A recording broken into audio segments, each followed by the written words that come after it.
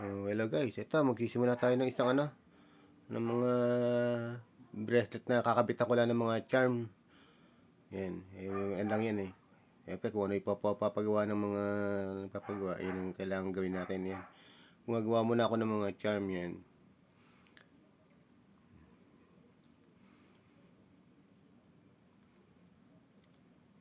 Unti-unti lang po muna natin yan.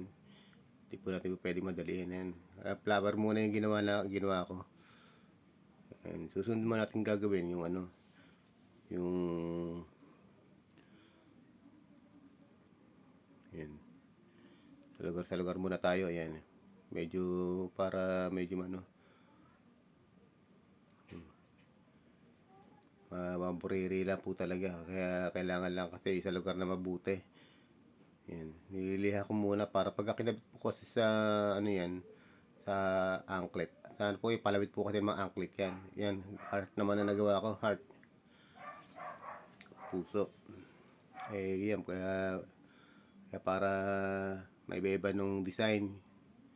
Ito po nakakita na rin po kayo ng mga bracelet, ng mga charm, may mga charm na palawit, yan. Yan. 5 palawit po kasi yung gagawin natin dyan. Yan. Nililiha ko muna para pag ginabit natin sa anklet yan, medyo malinis na. May kasi lihain niya pag nakakabit na sa anklet. Ngayon, half moon naman yung ginawa ko na yan, half moon. Ito pong gagawin naman natin, star naman. Yan, star. Para iba-iba yung design niya. Yan, para puro tayo nagpa-practice mag-tis-tis niya. Yung mag-tis-tis, yung gumamit ng bandili. Pagka kasi mga baguhan ng mga platero, yan muna mo ginagawa. Yung mag-tis-tis, yan. Importante kasi yan, yung matuto ka mag-tis-tis ng gumamit ng bandili. Yung lagari na yun. Yung tawagin nga ng iba, lagari. Pero sa amin, bandili po yan. Yan, sa lugar ko lang po yung pinaka niya. Kasi medyo matagal pong gawin niya. I-balance kasi yung star. Yung medyo para bang siyempre kailangan nasa eskwelado yung star. Yan. Yan, medyo ayos na yung star niya. Yan. Ang gagawin na po naman natin dyan, initial ng may-ari ng anklet. Yung initial na yan, yung pakikita ko sa inyo, paano paggawa naman ng initial. Hindi ko na po masyadong board ng pagkakaano ng gawa para hindi masyadong maano yung video, para madali maintindihan po ba. Yan. Sa mga bago po mga nagpa-platero yan, malaking bagay po yan pag napapanood po nila yan.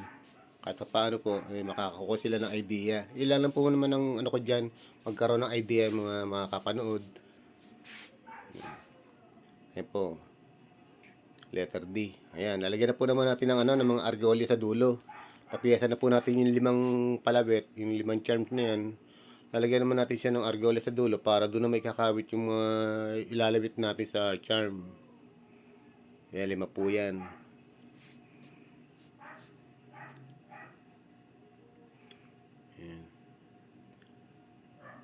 Kala nyo madali lang pero matagal din po yan. Yung mag-balance po ng mga pyesa, yan, medyo matagal din po. Yan. Yan. Ang ginagawa na po naman natin yung lock. Kasi nasira din po kasi yung lock ng anklet.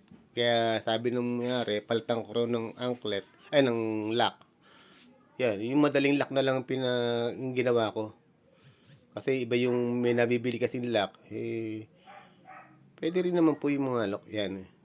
Pero mas matibay po kasi yung ganyang lock yan para pang matagalan. Medyo hindi masyadong ayan, kinakabit ko na yung mga palawit na charm, yung mga 5. Ibabalot lang natin sa haba ng anklet para magkaroon siya yung distansya niya magkapare-parehas. Magkapare-parehas siya ng distansya ng layo ng mga charm. Yan, yan po. Yan, medyo okay na. Yan. Ay, hinangan na lang po natin yung ano ng argolya, yung pagkakakabit.